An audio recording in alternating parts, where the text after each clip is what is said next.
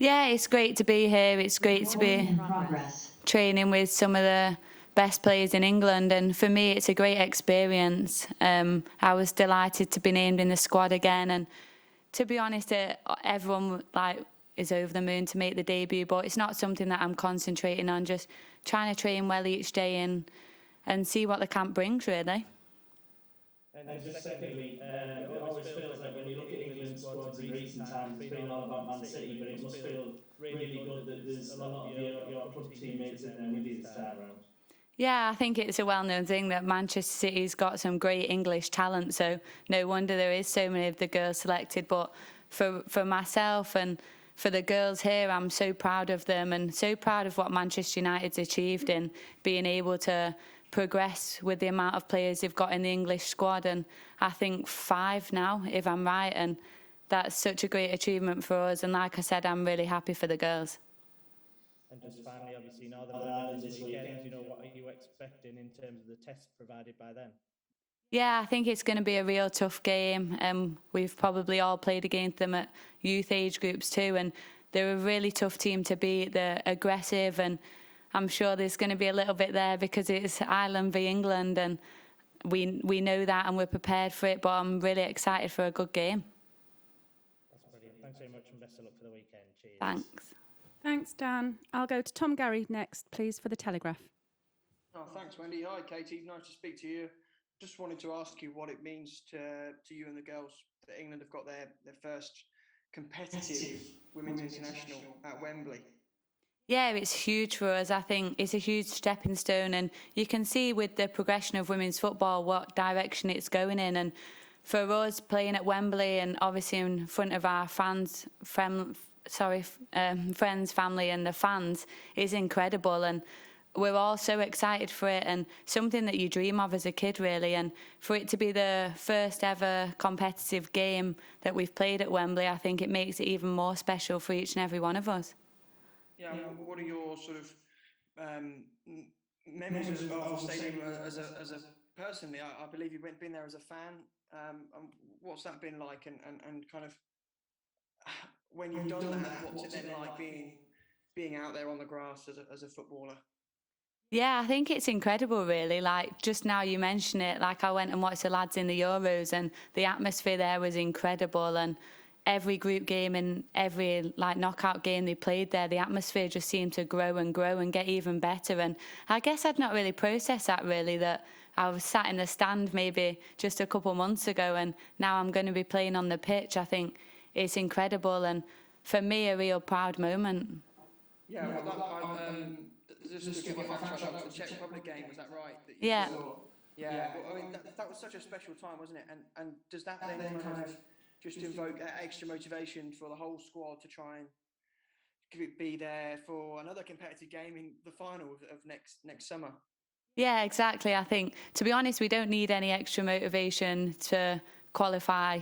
I think everyone knows that's our target, and the girls are firmly set on that. But like you mentioned, at Wembley, it does make it that little bit more special, and hopefully the occasion fits the result. And we have a lot of family there on Saturday. My mum and dad will be there. They literally follow me everywhere. I always say my dad's like my #1 fan, and they definitely wouldn't miss it for the world. Great. Well, all the best for the 2 games coming up. Okay, thanks. Thank you. Thanks, Tom. Damien Spellman for PA, please. Thanks. Hi, Katie. Can I just ask what you learned as a squad from last month's games? I suppose they're quite routine wins for you, but what can you learn from games like that? Yeah, I think you're always going to get games like that in qualifiers.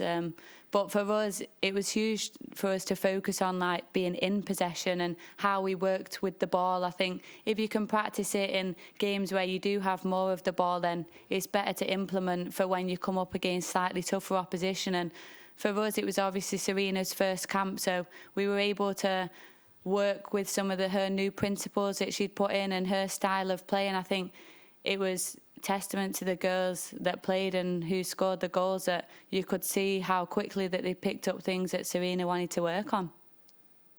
And does there have to be a change in mindset for this month, or particularly for the Northern Ireland game, or do you think you take the same approach? I think I touched on it. We take every game like every game as it comes, and our ultimate focus is that we want to win every game of these qualifiers. So for us, we know that this will be slightly tougher opposition, and we know that it's going to be a difficult game, but our focus remains as 3 points. Great, thank you. Thank you, Damien. Molly Hudson for the Times, please. Hi, Katie. Hi. Kind of following on from what Damien was saying, obviously they maybe were routine wins, and there was maybe talk of how important they were for, you know, the games and how much England maybe learnt from them. I wonder if you could sum up how important it still means to get an England cap. You know, it doesn't matter who you're playing for you personally, especially when you're at Wembley. It must just be a huge source of pride, regardless. Yeah, I think, to be honest, like you said, the opposition is irrelevant. For me, I've gone through the whole England setup from 15s to 23s, and to achieve an England cap would be a dream come true. But it's all about the team. It's about us getting the win and the performance, and really focusing on what our principles now are under Serena. And for us, that's the main thing. And obviously, as you said there, it's still quite early under Serena. How much of an impression, I suppose, an opportunity does it feel to really make your mark and to kind of have a fresh start almost under a new manager?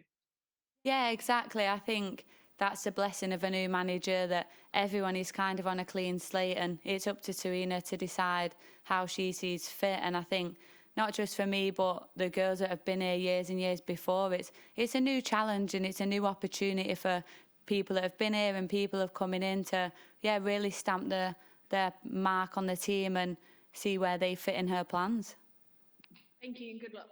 Thank you. Thank you, Molly. I'll go next to Dom Smith for englandfootball.org. Hi, Katie. Just one question from me. You mentioned there about having been involved in all the England age groups. Do you think that gives a player an advantage in terms of graduating to the senior team? Do you think maybe a player who's had a storming season is a bit older and hasn't been involved in the youth setup can often lose out to players like you who've had that experience going through all the age groups and know what it's like to train at St George's and be part of the England team? Maybe 5 years ago you could say, yeah, that was the case. Like, a lot of people come through the setup, but I think it's a lot less structured now. There's girls in the senior team now that didn't play a minute in their youth setup, and I know Fran didn't play a lot of games coming through the setup in comparison to myself, who hasn't necessarily been selected much for the seniors, who did go through all the age groups. So I think now it's really about who's performing well and who deserves to be in the squad. And like what we touched on the previous question, it's a new manager and it's a new opportunity for everyone. I think Serena picks who she sees is playing well in league competitions and in league games. So for her, I'm sure that's a lot more important than whether you've been through the setup. It's great that I've been able to have the experience of playing for England, but I certainly don't think that's the be-all and end-all of becoming a senior international. Perfect. Thanks very much. Thank you, Dom. Any final questions for Katie? Please raise a digital hand if you have one. I'll go to Sandra Brobby for The Sun. Thank you. Hi, Katie. How are you doing? Good, thank you. Are you? I'm fine, thanks. I'm just going back to the question, the answer you gave earlier about having quite a few of your United teammates there with you, and obviously Alessia has come back into the squad. I mean, what does it mean to you to see her back, given the injury hassle she went through, and obviously she's coming back into form with you and your teammates at club level as well? I mean, how pleased are you to see her back in the England squad? Yeah, honestly, I'll take my hat off to Les. She's worked extremely hard, and obviously she'd been picked previously before her injuries and stuff, and she had a real tough season last year with injuries, and fair play, she's worked so hard and got herself back into the squad, and it's nothing less than she deserves. And I know when we all found out about the team, the squad announcement, Les was the first person we all went to. For me, seeing Alessia's name, I seen Alessia's name before mine, I think. I was so happy for her, and you can see like this sort of team we have, not just at England, but at United too. Like, we were all over the moon that she was there, and just like I said, it was her name that we seen first, and we were delighted for her. That's great.